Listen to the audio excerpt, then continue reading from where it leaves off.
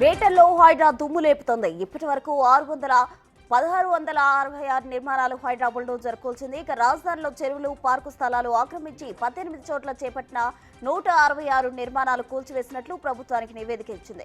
చెరువులు, పార్కు స్థలాల్లోని ఆక్రమణలు నేలమట్టం చేశారు. వాటి విస్తీర్ణ 43.94 ఎకరాలు ఉన్నట్లు నివేదిక ఇచ్చారు. అక్రమ నిర్మాణాలు చేపట్టిన వారిలో ఎంఐఎం ఎమ్మెల్యే, ఎమ్మెల్సీ సహా పలు పార్టీల నాయకులు, ప్రముఖులున్నారు.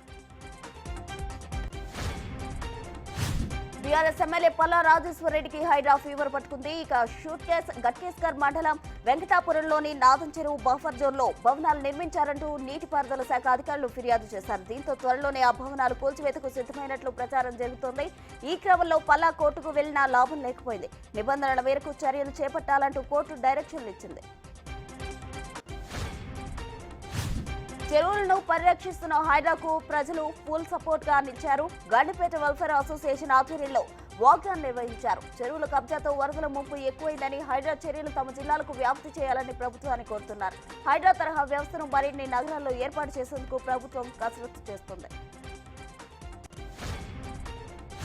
హైదరాబాద్ లో శాంతి సరోవరం ఉండడం గర్వకారణమన్నారు సీఎం రేవంత్ రెడ్డి. బ్రహ్మకుమారిస్ బాటలో ప్రభుత్వం ముందుకెళ్తుందని తెలిపారు. రాష్ట్రంలో డ్రగ్స్ పదం వింటేనే భయపడేలా నార్కోటిక్స్ టీమ్స్ ఏర్పాటు చేశామన్నారు. ప్రభుత్వం ఏర్పడిన 8 నెలల్లో రైతు రుణమాఫీ చేసిన ఘనత కాంగ్రెస్ ప్రభుత్వానికి దక్కుతుందన్నారు.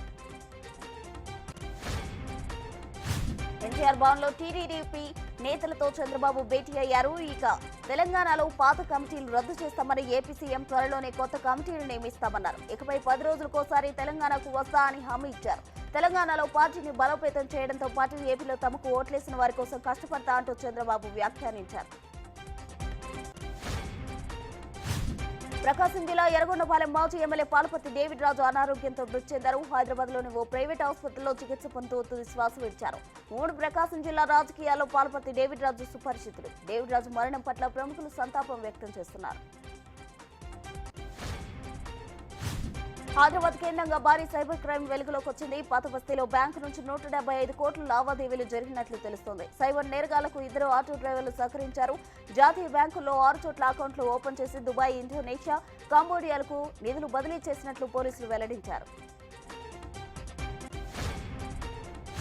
హైదరాబాద్ హస్తినాపురంలోని అరుణ హాస్పిటల్లో దారుణం జరిగింది. శ్రీనివాస్ అనే వ్యక్తి చికిత్స పొందుతూ మృతి చెందాడు. 20 రోజుల క్రితం యాక్సిడెంట్ లో చేయి విరగ్గా అతనికి ఆపరేషన్ చేశారు.